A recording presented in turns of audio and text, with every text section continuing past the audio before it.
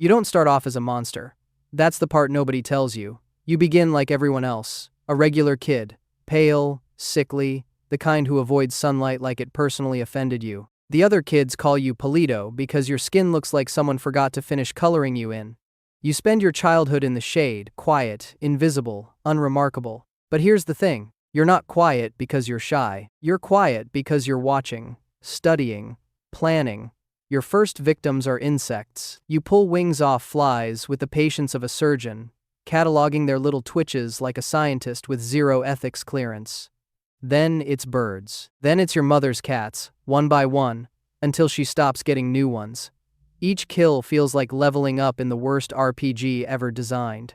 Nobody suspects the pale kid in the corner. You're basically the tutorial level of evil, and the game hasn't even started yet. Then comes your brother, younger than you, maybe 13. He's everything you're not. Light, warm, alive in a way that makes your skin crawl. The envy sits in your stomach like a stone. So, you remove the problem. Your first human kill, and it's a child, not a stranger on a battlefield, not some enemy combatant. Your own brother. The darkness in you doesn't flinch. It celebrates. You take a job with a priest of the Spanish Inquisition. Now this is where things get spicy. This holy man teaches you the art of torture like it's a masterclass. He shows you instruments that make medieval dentistry look like a spa day. You learn to break bodies and spirits with equal efficiency. For a while, you're the star pupil. The priest thinks he's created a weapon for God. He's actually created his own executioner. Because one day, you decide the student has outgrown the teacher. You kill the priest. But you don't just kill him. You consume his heart while it's still beating. Hot, wet, pulsing in your hands like the worst energy bar in history, and you feel it. The transfer. Every ounce of his righteous cruelty flows into you, mixing with your own natural darkness like some unholy cocktail. You've read that consuming cruelty multiplies it. Turns out the lore was accurate. You feel an even more devious darkness settle in. Missionary zeal twisted into something the church never intended. Things start changing fast after that. The more people you torment, the worse your body gets. There's one victim, someone particularly helpless, particularly innocent, and as you work on them, you feel something shift. Not in your soul, in your face, your eyes. They just fall out. Like your body decided your face no longer deserved the privilege of sight. They drop from your skull and land in your hands, still seeing, still blinking, still very much functional. Just relocated. Your face smooths over into a blank canvas of pale skin. No eyes, no nose worth mentioning, just these little breathing holes, like a manta ray that gave up on life. Congratulations. You've become so evil that your own anatomy filed for divorce. But here's the silver lining.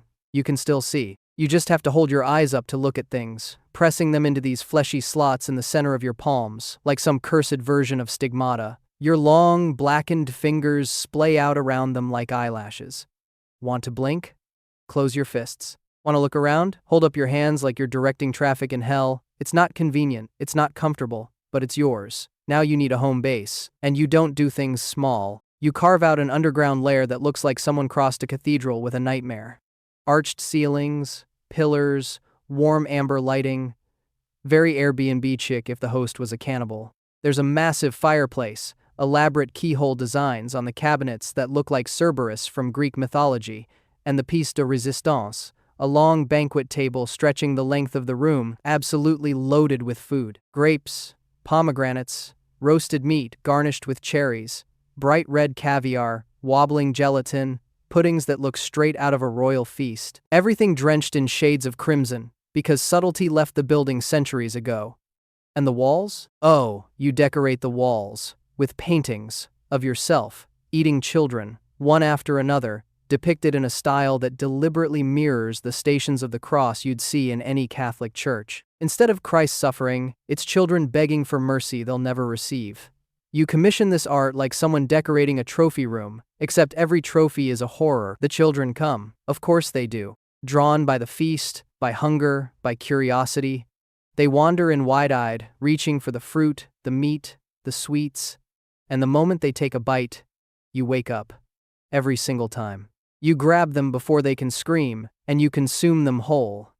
Every last scrap, no bones left behind, no evidence, just a growing pile of tiny shoes in the corner, like the world's most disturbing lost and found. Those shoes are your collection, your record, your body count measured in shoe sizes.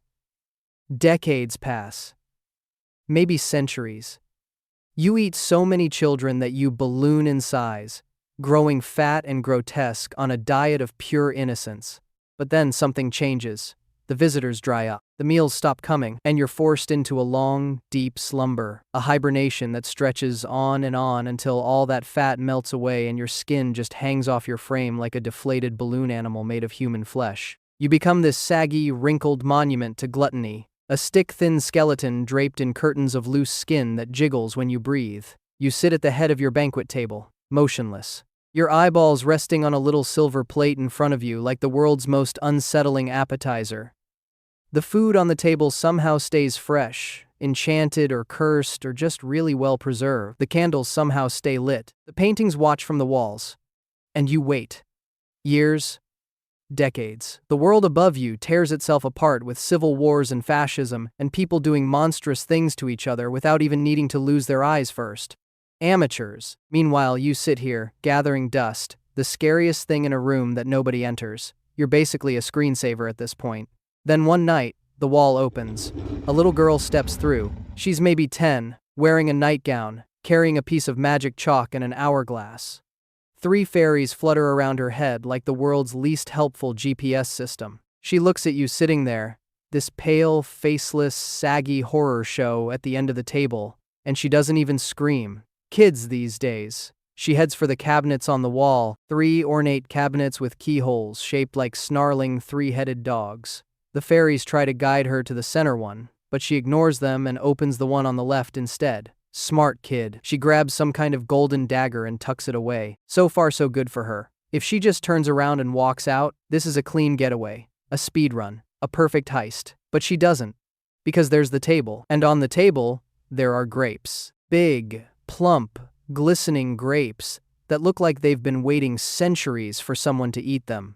Because they have. The fairies are practically screaming, "Don't eat! Don't eat!" She reaches out, picks 2 grapes, and pops them in her mouth. Your consciousness slams back online like a computer rebooting after a power surge. Every nerve fires. Your hands reach forward, fingers wrapping around the eyeballs on the plate. You press them into your palms and raise your hands to your face.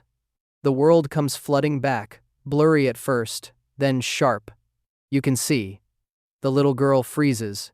She knows she messed up. You rise from your chair for the first time in who knows how long. Your joints crack like bubble wrap. Your skin sways like curtains in a breeze. You're tall.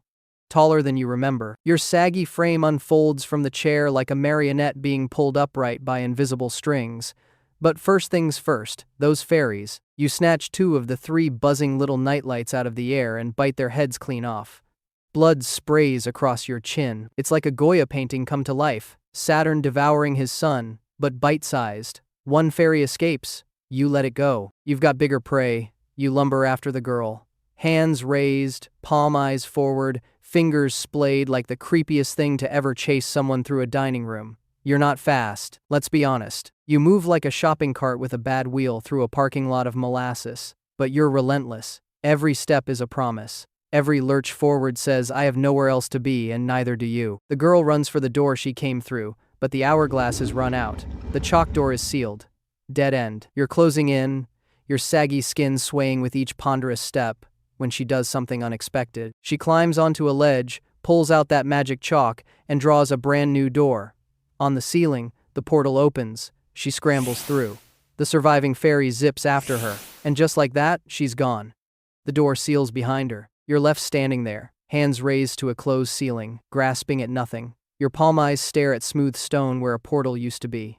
The banquet hall falls silent again. The candles flicker once, then steady themselves, like even they're embarrassed for you.